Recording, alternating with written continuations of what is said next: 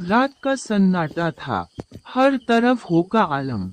नदीम ने अभी नया मकान खरीदा था जो शहर से दूर एक पुरानी वीरान सड़क पर वाक़ था। मकान बहुत सस्ता मिला था, शायद इसी वजह से कि लोग कहते थे वो मनहूस है। पहली रात नदीम को अजीब सी आहटें सुनाई दें, जैसे कोई लकड़ी पर चल रहा हो। इसने समझा शायद बिल्ली होगी, लेकिन जब उसने खिड़की से बाहर देखा तो दूर एक रंगीला सा साया दरख्तों के दरमियान हलता हुआ दिखाई दिया। नदीम की रीढ़ की हड्डी में सनसनाहट दौड़ गई। अगले दिन मोहल्ले के एक बुजुर्ग ने बताया, ये मकान 20 साल से खाली पड़ा था। यहाँ रहने वाले पिछले लोग पुरस्कार तौर पर गायब हो गए थे। कोई नहीं जानता उनके साथ क्या हुआ। नदीम ने बात को मजाक समझा, लेकिन रात को फिर वही साया दिखाई दिया और इस बार दरवाजे पर फराशों की आवाज आई, जैसे कोई नोच रहा हो। नदीम ने हिम्मत करके दरवाजा खोला, मगर बाहर कुछ ना था।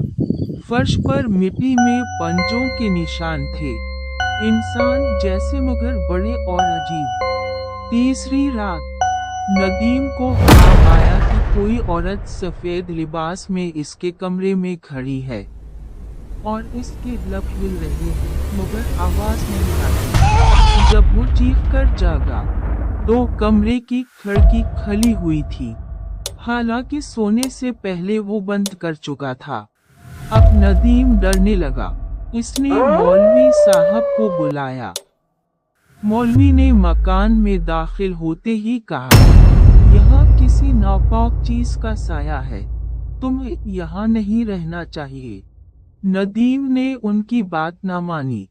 इस रात वही औरत हकीकत में कमरे में नमूदार थी। इसकी आंखें स्याह गढ़ों की मानिंद थी। इसने नदीम की तरफ इशारा किया और आहिस्ता से कहा, तुम भी चले जाओगे। जैसे बाकी गए, नदीम के जिस्म में जान न रही। अगली सुबह जब मोहल्ले वाले आए तो मकान खाली था। नदीम का कोई निशान न था, बस दीवार पर खून से लिखा था, एक और आ गया, एक और चला गया।